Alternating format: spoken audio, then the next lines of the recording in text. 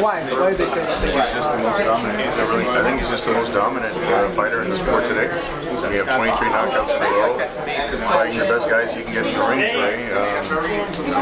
Nobody is dominant as Gennady is. Does it surprise you how perception fighter in the world, but at the same time people still think person his resume and whatever was able to take on this? Well, you can only fight who will agree to get in the ring with them. We tried to make so many fights last year with Canelo, with Saunders, with Eubank. We give Brooke a lot of credit, but I think this fight will erase any doubts. If Gennady is victorious against Danny Jacobs, I don't think anyone can question Danny Jacobs' resume. Jacobs blowing out Peter Cohen in one round was extremely impressive. Not looking past this fight, but the winner of Canelo versus Chavez Jr., which fight will be easier to make? One's at 160 and one will be at 168. Canelo 160, Chavez Jr. 168. Which one would you think will be? I think whoever wins that fight is a huge fight for Gennady. I think right now, if Gennady's successful in March, I think it just opens up a lot of doors for him for a future fight. Canelo Chavez is a great fight, great matchup. And whoever comes out victorious would be a tremendous opponent for Gennady. Would this matter change dramatically if Canelo loses this fight? How things will change? I mean, the fight with Canelo definitely that changes things a lot. That's the biggest fight right now that we can make in the sport of boxing. We tried to make it last year, couldn't make it, but I think if both guys are successful, then I think that's a great fight for September. If Canelo for some reason isn't successful or Gennady's not successful, then it changes everything. Chavez against Triple G at 168 pounds would be a huge fight, tremendous fight. If Chavez can beat Canelo, all of a sudden he's back at the top of the sport of boxing. Because he's the size of Golovkin. Chavez is a lot bigger than Canelo and a lot bigger than Golovkin, but that wasn't when we tried to make the fight with Chavez 2-3 years ago. It was going to be at 168 pounds, so that would be a great fight. Canelo and Chavez. All this controversy of the fight, Canelo Golovkin. How big has been Triple G? Everyone's talking about that fight. That's the fight everyone's talking about. But we have a big fight ahead in March.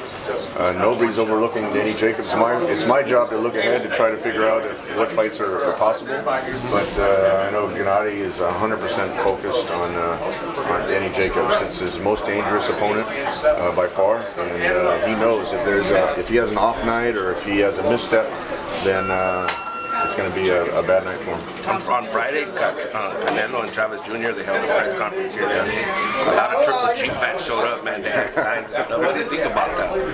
I think, look, Gennady has fans pretty much everywhere he goes. When he fought when he fights in New York, when he fights here in LA, when he fought in London. So, we just appreciate the support that the fans have for him, and they just want to see the best fights that we can make. So, again, if he's successful with Jacobs, I think there's a lot of great fights out there for him. Chavez Jr. also mentioned that the fight was offered to you guys, but you guys declined it this time around because of the money, and that he took whatever money they offered. Who said that? Chavez? About the Canelo fight? No, the Canelo fight was never talked about before September. So, if it happens in September, it'd be great. If and again, Gennady would have fought him last year when the WBC mandated it. So, the sooner we can make that fight, I think the better it'll be. But, things take time to negotiate, and if we can come to an agreement, if both guys are successful, which is a big if, but if both guys are successful, that's a huge fight. What was your initial reaction when you saw Chavez and Canelo agree to 164 and a half? I mean, that's between them. I mean, definitely Chavez. What was your reaction? My reaction is Chavez is going to be drained to make that weight. But if he trains hard, if he trains the right way, and if it's a peak Chavez that's serious about boxing, I think he can give anyone problems. Did that make you feel like Canelo didn't want want to fight you guys. Him going from 150, asking you guys to go to 55, and then taking Chavez at 64 and a half. You know, the weight for the Canelo fight, there was never really a discussion. It was always going to be at 160 pounds, even from the Golden Boy side. That was when I've been talking to Eric Gomez, it was always going to be 160. Canelo's a big guy. I think when Canelo walks in the ring on fight night, and when Gennady walks in the ring, I would say that Canelo weighs more than Gennady. But you know, again, that's what they had agreed to. It's a big fight for both those guys, and whoever wins that fight would be a huge fight for Gennady. Tom, they got the fans to ask questions. The very first question Canelo was asked is, "What would you tell Gennady if he was there?" What was your reaction to that? We saw what happened last year. You know, when he called Gennady in the ring and said he'll fight him anytime, anywhere. So again, you know, Gennady's ready to fight anyone. He's gonna, you know, March 18th is a huge fight, St. Patrick's Day weekend in New York. But if Canelo is successful, if Gennady is successful, then again, that's the biggest fight that we made in the sport. Fans out there that feel that he's taking on Chavez Jr. to kind of measure up Gennady Golovkin, what do you tell them right now? Is there any comparison there? I think they have really different styles. I mean, Chavez is just a lot bigger, but you know, certainly to get used to the weight, you know, he's fighting now with bigger than Golovkin. But you know, it's certainly going to be a big difference between 154 pounds against Liam Smith and 164 against Chavez. So it's a big step up for Canelo, and you know, if he's successful, it's the middleweight division is really hot right now. You got Lemieux fighting Stevens, you got Rosado fighting Murray over in England. So there's a lot of good fights. Yeah, Charlo moved up to 160 pounds. That's a great fight. I have a lot of respect for the Charlo brothers. So 160 is a great division right now. What did Gennady tell you in his initial thoughts on Canelo Chavez Jr. when he made? What situation you guys have had with Canelo? What did he tell you about that? He wanted to fight Chavez and he wanted to fight Canelo. So you know, they're fighting each other. Again, whoever wins that fight, I think would be a monster fight for Gennady. Is Jacobs the name you need as the linchpin to say that, to validate Triple G? Well, I don't think there's any question that Danny Jacobs is a completely world-class fighter. He's one of the biggest punchers in the sport of boxing, over 90% KO ratio. So I don't think anyone can question his credentials. He's coming off 12 knockouts in a row. So I think that goes a long way to validating whoever Gennady has fought so far.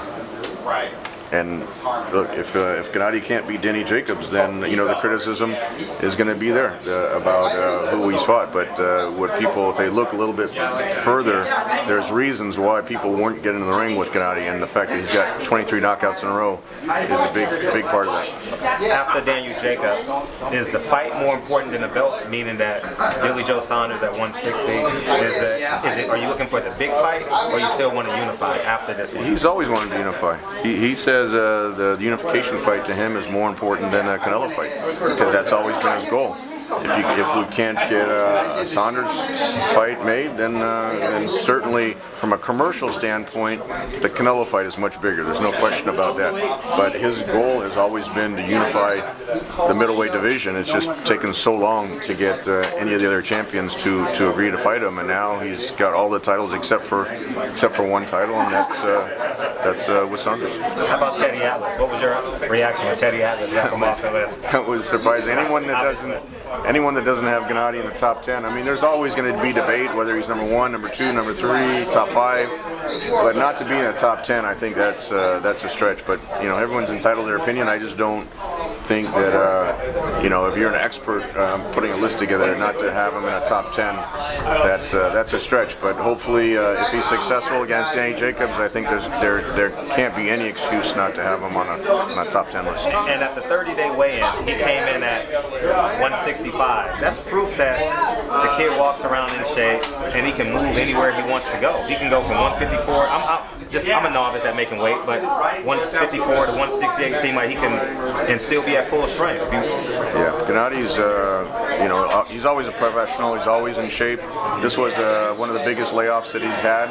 You know, from September now to March, but he always stays in shape. Always